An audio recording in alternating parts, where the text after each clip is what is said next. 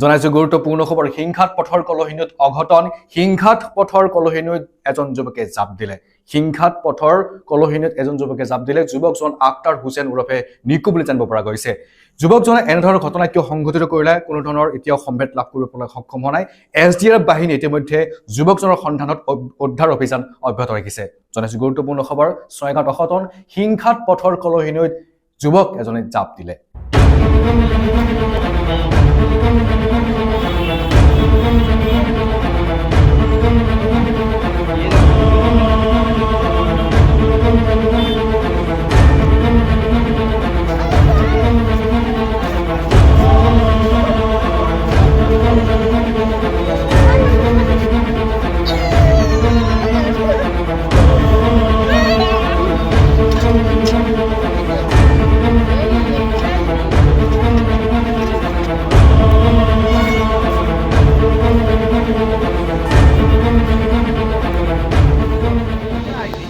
ঘটনাটো মানে কি হৈছে মানে আমি ৰাতিপুৱা ধৰ 9টা চাৰে 9টামান বজাত আহিলোঁ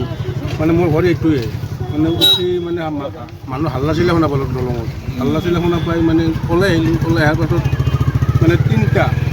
এজন মানে পানীত পৰিছে দুজনে উঠাব গৈছে উঠাব যোৱাতে তাৰমানে সেই দুজনে উঠি আহিলা আৰু পানীত পৰাজনে গুচিয়ে গ'লে নাতে সি হাত চাত এনেকৈ ওপৰত জখৰি আছে এনেকৈ মানে দেখা পাইছোঁ ল'ৰাজনৰ নাম কি গম পাই নেকি এনেই নিতু বুলি পৰিচিত গোটেই ছয়গাঁও নিকু বুলিয়ে জানে আৰু অৰিজিনেল নামটো মই নাজানো নিকু বুলি কাৰণত পানীত পৰিছিল গম পাই নাজানো কি কাৰণ পৰিলে বাকী যি আৰু দুজন যি আছিল সেই দুজন ক'ৰ মানুহ আছিল সেই দুজনো নাজানো সেই দুজনে নামিলে উঠি গুচি গ'ল মোৰ টোপনিৰ পৰা উঠি মানুহ হাল্লা চিল্লাতে উঠি আহিছোঁ মই সিমান নাজানো মানে উঠিলে আৰু উঠি কিনে সিহঁতে গুচি গ'লে পিনেদি এইটো এনেকৈ গুচিয়ে গ'ল এতিয়া কি পৰ্যায়ত আছে এছডিআৰএফ এনডিআৰএফ আহিছে কাম নাই সিহঁতৰ ইয়াতে বিচাৰি আছে বিচাৰি মানে একবাৰে বিচাৰিলে পোৱাই নাই এনেকৈ আছে এতিয়া মানুহজন মানে মৃত নে জীৱিত মানে এতিয়াও ক'ৰবাত মৃত্যু হৈছে খাটাং 2-3 ঘণ্টা হৈয়ে গ'ল খাটাং মৃত্যু